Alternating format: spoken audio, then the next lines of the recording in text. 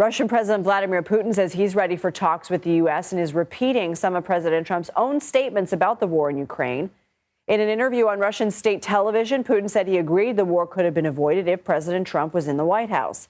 He also said he's ready to discuss nuclear arms control and economic issues with the U.S. The Russian military launched its full-scale invasion of Ukraine almost 3 years ago.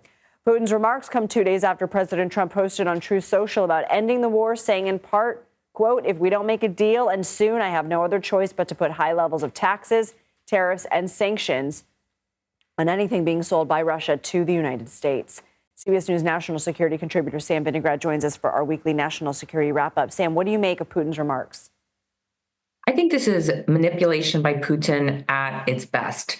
President Putin is repeating very publicly to President Trump everything that President Trump wants to hear in an effort to probably manipulate President Trump into trying to push for a very specific deal to end Russia's war with Ukraine.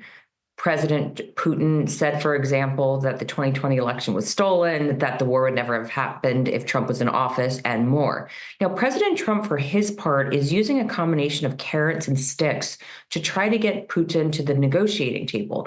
Remember, Trump at one point said he would end this war within 1 day if in power. Well, he's now changed his tune a bit and has given his special envoy for Ukraine, General Keith Kellogg, 100 days to negotiate an end to this war. Trump has threatened taxes and tariffs and other sanctions against Putin, while also indicating that he'd like to speak with him.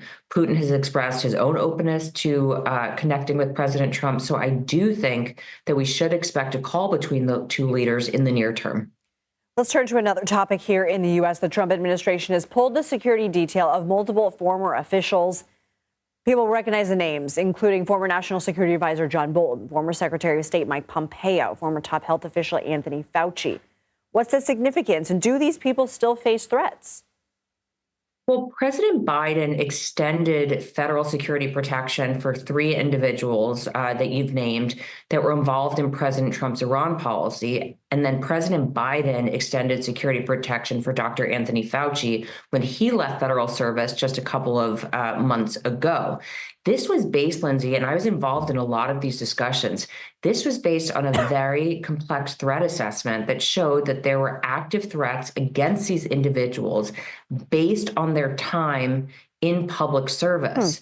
And they warranted security protection because those threats were very real. There is, to our knowledge, no analysis that these threats have diminished since President Trump came into office. Instead, arguably, the threats against these individuals have increased over the past couple of weeks with the past couple of days with the inauguration of President Trump, increased vitriol against Dr. Fauci for his role in COVID-19, as well as President Trump's likely policy towards Iran over the coming months. This does look like retribution rather than a threat-based assessment of what's needed to keep these individuals safe from threats from Iran, and in Dr. Fauci's case, threats from likely anti-government violent extremists.